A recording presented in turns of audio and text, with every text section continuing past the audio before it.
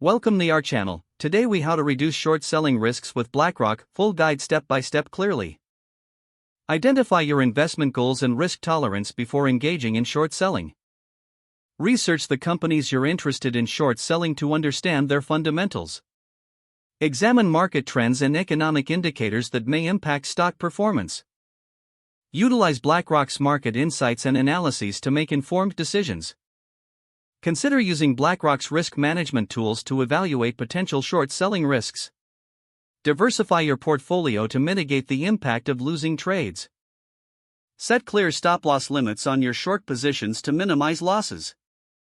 Regularly monitor your open positions and the overall market context. Stay informed about news and events that might affect your targeted stocks.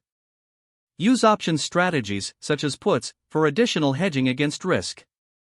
Be cautious of short squeezes. Identify stocks with low short interest before proceeding. Consult with a financial advisor or investment professional to ensure you're on the right track. Review and adjust your strategy based on performance and market conditions periodically. Keep a disciplined approach to your trades, avoiding emotional decision-making. Educate yourself continuously about short selling strategies and market changes. Maintain a long-term perspective to avoid impulsive actions based on short-term volatility. If the page does not load, refresh the browser or try again in a private or incognito window. Make sure you are using the correct email address, then retype it carefully to avoid small typos. If your password is not accepted, use the reset option and create a new strong password you can remember. Check your spam folder for verification or security emails, then complete any requested confirmation steps. Enable two-factor authentication if available to improve account security and reduce unauthorized access risk.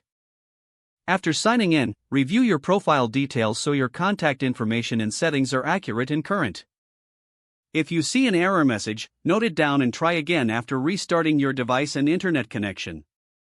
Log out when you finish, especially on shared devices. If the page does not load, refresh the browser or try again in a private or incognito window. Make sure you are using the correct email address, then retype it carefully to avoid small typos. If your password is not accepted, use the reset option and create a new strong password you can remember. Check your spam folder for verification or security emails, then complete any requested confirmation steps. Don't forget to like this video and subscribe to our channel for more step-by-step tech guides.